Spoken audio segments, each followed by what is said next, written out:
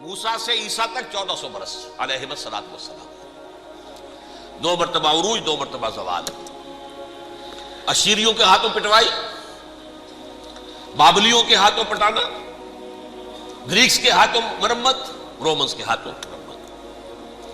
یہ جو 2000 سال ہیں، کیونکہ اب تو ظاہر بات ہے 21ویں صدی شروع ہو گئی، 20 صدیاں حضرت مسیح کو پوری ہو گئی۔ پہلی بات نوٹ کیجئے، حضرت مسیح کی پیدائش ہے سن 1 قبل مسیح۔ یہ نقطہ آپ نے کبھی سنا ہے یا نہیں؟ جب ملینیم کا سلسلہ شروع ہوا تھا پچھلے سال، تو میں نے بیان کر دیا تھا کہ ایک عجیب حساب کے اندر انہوں نے غلطی کی ہوئی ہے۔ حضرت مسیح کی پیدائش ہوئی 25 دسمبر کو، سن انہوں نے شروع کر دیا، تو اس کے بعد جنوری آئی تو پہلا سال شروع ہو گیا۔ اگر جنوری سے پہلا سال شروع ہوا تو یہ 6 دن جو ہے تو اس کے پچھلے سال میں تھے، لہذا کہا جائے گا کہ Jesus Christ was born 1 year before Christ, BC۔ تو 1 قبل مسیح میں حضرت مسیح کی پیدائش ہوئی۔ یہ آخری اسرائیلی نبی اور رسول۔ یہودی علماء کی مخالفت، دشمنی، سولی پر چڑھوا دینا میں بیان کر چکا ہوں۔ سن 33 عیسوی میں جبکہ حضرت مسیح کی عمر 33 برس تھی، اللہ تعالیٰ نے انہیں زندہ آسمان پر اٹھا لیا، لیکن یہودیوں نے اپنے خیال کے مطابق انہیں سولی پر چڑھوا دیا، ان کی موت واقع ہو گئی۔ اگرچہ اس کے بعد یہ اختلاف ہے ان میں، یہودی کہتے ہیں وہ سولی پر چڑھ گیا، ختم ہوا، مر گیا۔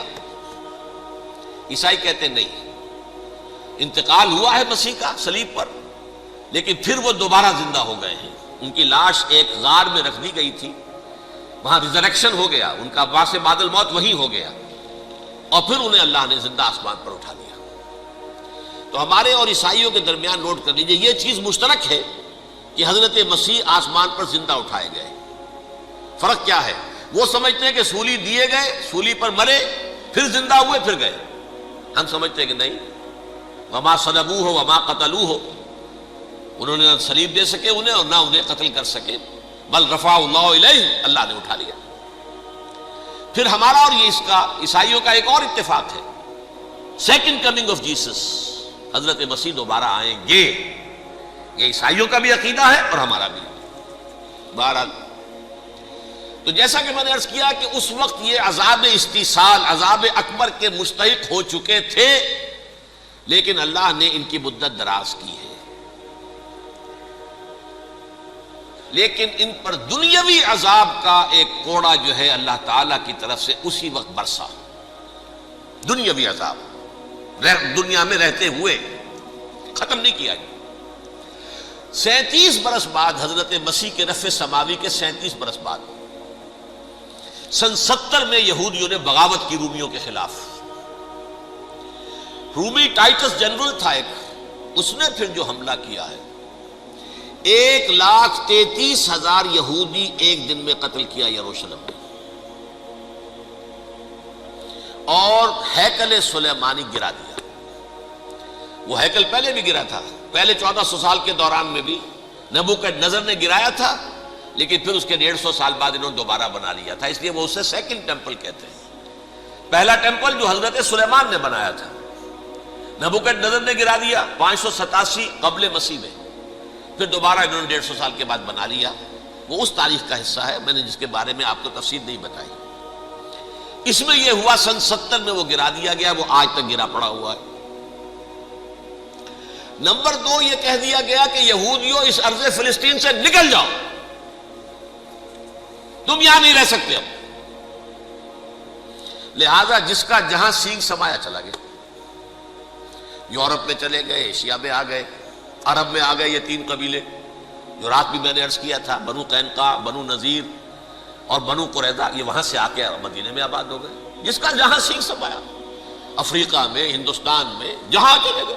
ڈایاسپورا اسے کہتے ہیں، وہ آپ نوٹ کر لیجیے اس لفظ کو، ڈایاسپورا، ہمارا دور انتشار، جبکہ ہمیں ہماری اصل سرزمین تو فلسطین ہے، حضرت ابراہیم کا مسکن، حضرت اسحاق، حضرت یعقوب کا مسکن فلسطین، یہ ہے ہماری اصل جاگیر، یہ تو ہماری جدی پشتی جاگیر ہے۔ لیکن یہاں سے نکال دیے گئے سن 70 عیسوی میں، اور وہاں سے لے کے 1917 تک ان کا ڈایاسپورا جاری رہا۔ یہ دور انتشار ہے۔ اس دور انتشار کے اب چند حصے ہیں جس کو میں چاہتا ہوں کہ آپ علیحدہ علیحدہ سمجھ لیں۔ دور انتشار کا جو پہلا جو ہے تقریباً 300 برس رومی حکمران تھے، وہ یہودیوں کے بھی دشمن تھے اور عیسائیوں کے بھی دشمن تھے۔ عیسائی اور یہودی ایک دوسرے کے بھی دشمن تھے، لیکن رومی سمجھتے تھے کہ یہ ایک ہی تھیلی کے چٹے بٹے ہیں۔ رومیوں کے نزدیک عیسائی بھی یہودیوں ہی کا ایک فرقہ تھے، کوئی علیحدہ مذہب تو تھا ہی نہیں۔ لہذا رومی جو ہیں رومنز، وہ ان دونوں کو ستاتے تھے، مارتے تھے، اور یہ آپس میں لڑتے تھے۔ یہودی عیسائیوں کو مارتے تھے، عیسائی یہودیوں کو مارتے تھے۔ یہ ہے 300 برس تک کی تاریخ۔ سن 300 عیسوی میں کیا ہوا؟ ایک معجزہ ہو گیا۔ بہت عظیم ایمپرر کانسٹینٹائن، قسطنطین اعظم، رومن ایمپررز میں سے بہت بڑا ایمپرر، وہ عیسائی ہو گئے۔ اب تو معاملہ بالکل تلپٹ ہو گیا، پوری سلطنت عیسائی ہو گئی۔ اب عیسائیوں کے عیش ہو گئے اور یہودیوں پہ مار پڑنی شروع ہوئی۔ اب عیسائیوں کا آپ خود سوچئے کہ جنہیں وہ خدا بنا بیٹھے ہیں، خدا کا بیٹا قرار دے رہے ہیں، ان کے قاتل کون؟ یہودی بدماش۔ لہذا ان کی وہ پٹائی شروع ہوئی ہے یورپ میں، پوری رومن امپائر میں انہیں ذلیل کیا گیا۔ شہروں میں آمد بند، علیحدہ رہو، گھیٹوز کے اندر رہو۔ یہودی کا نام جو ہے وہ گالی بن گیا، جیسے آج بھی یہودی گالی کہتے ہیں، جیسے خنزیر کا لفظ۔ آخر وہ بھی اللہ کی مخلوق ہے، لیکن آپ کو معلوم ہے کوئی شخص زبان پر نام نہیں لانا چاہتا خنزیر کا، سور کا، ہے تو مخلوق، وہ بھی ایک حیوان ہے۔ ایسے ہی یہ ہے یہودی، یہودی گالی، جیوٹ گالی۔ لہذا ایک طرف تو ان دونوں کے درمیان دشمنی، جس کو قرآن کہتا ہے وَأَغْرَيْنَا بَيْنَهُمُ الْعَدَاوَةَ وَالْبَغْضَاءَ، ہم نے ان کے مابین دشمنی جو ہے پیدا کر دی ہے۔ اور جب یہ پوری سلطنت عیسائی ہو گئی تو قافیہ تنگ ہو گیا یہودیوں کا۔ اب آئیے 571 عیسوی، یعنی جبکہ ڈایاسپورا کو کتنا عرصہ ہو چکا تھا؟ 500 برس۔ سن 70 سے شروع ہوا نا ڈایاسپورا، جب ٹائٹس نے گرایا ہے ہیکل کو اور نکال باہر کیا انہیں فلسطین سے، بھاگ جاؤ یہاں ایک یہودی بھی نہیں رہے گا، فلسطین سے نکال دیے گئے۔ اس کے پورے 500 برس بعد سن 571 عیسوی میں حضور کی پیدائش ہوئی، ولادت با سعادت محمد الرسول اللہ صلی اللہ علیہ وسلم۔ 610 میں آپ پر وحی کا آغاز ہوا، لیکن حضور کے ساتھ ان کا معاملہ کیا رہا؟ اول تو جبکہ حضور ابھی مکے ہی میں تھے، یہودیوں نے ریشہ دوانیاں شروع کر دی حضور کے خلاف۔ قریش مکہ کو سکھاتے تھے، پڑھاتے تھے، ان سے یہ پوچھو، ان سے یہ پوچھو، یہ اس طرح تنگ کرو، ان سے یہ امتحان لو، یہ آپ کے علم میں ہے۔ سورہ بنی اسرائیل میں، سورہ کہف میں وہ سوالات، جو امتحانی سوالات آئے تھے، ذوالقرنین کون تھا، اصحاب کہف کون تھے، تم رسول بنے پھرتے ہو تو بتاؤ، اور یہ روح کی حقیقت کیا بتاؤ۔ یہ ساری ریشہ دوانیاں کر رہے تھے بیٹھے ہوئے، ابھی وہیں پر حضور ابھی پہنچے بھی نہیں۔ ہجرت فرما کر حضور تشریف لے آئے تو حضور نے، جسے ماسٹر سٹروک کہا جائے گا، یعنی اسٹیٹس مین شپ کا ماسٹر سٹروک، آپ نے مدینے میں آتے یہودیوں کے ساتھ پیکٹ کر دیا، جوائنٹ ڈیفنس پیکٹ آف مدینہ، کہ اگر مکے والے ہم پر حملہ کریں گے تو ہم مل جل کر ایک قوم کی حیثیت سے مقابلہ کریں گے۔ یہ میثاق مدینہ کہلاتا ہے، جس کے بہت غلط معنی پہنائے جا رہے ہیں آج کل۔ بہرحال میں موضوع میرا چونکہ یہ نہیں، میں ادھر نہیں جاؤں گا۔ لیکن ہوا کیا؟ ہر مرتبہ یہ خیانت کے مرتکب ہوئے، ان نے جو عہد کیے تھے ان سے پھرے، اندر ہی اندر سازش، ریشہ دوانی، حضور کی بدترین دشمنی۔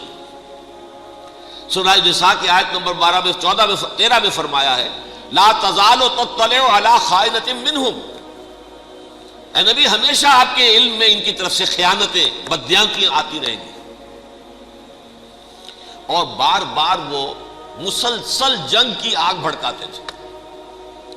قریش کو دعوت دیتے آؤ آؤ آؤ، ہم اندر سے بغاوت کر دیں گے، تم آؤ تو صحیح، ختم کریں محمد کو اور اہل ایمان کو صلی اللہ علیہ وسلم ورضی اللہ تعالی عنہم اجمعین۔ لیکن پھر جب وہ آتے تھے تو یہ دبک جاتے تھے، ان میں ہمت نہیں تھی، میدان کے مرد نہیں رہے تھے۔ کہ سورہ حشر میں ان کا نقشہ کھینچا گیا ہے، کھلے میدان میں مقابلے کی اس کے اندر صلاحیت ہی نہیں ہے۔ یہ تو فصیلوں کے پیچھے سے، جیسے عورتیں کہیں دیہات میں لڑائی ہوتی ہے تو مرد جو ہے گلیوں میں لڑتے ہیں، عورتیں اوپر سے پتھر پھینکتی ہیں، بس وہ کام یہ کر سکتے تھے، من ورائے جدر، فصیلوں کے پیچھے سے، جنگ میں میدان میں نہیں آ سکتے۔ بہرحال قرآن مجید میں ہے یہ، سورہ مائدہ کی آیت نمبر 64، کلما اوقدوا نارا للحرب اطفاها اللہ۔ اکثر و بیشتر مواقع پر تو یہ جب آگ بھڑکاتے تھے جنگ کی، اللہ اسے بجھا دیتا تھا۔ لیکن بہرحال اس کے باوجود جنگیں ہوئی، غزوہ بدر، غزوہ احد ہوئی کہ نہیں، یہ ساری اصل شرارت ہوئی۔ اور اس کے نتیجے میں حضور نے پھر ایک ایک کر کے 3 قبیلوں کو سزا دی۔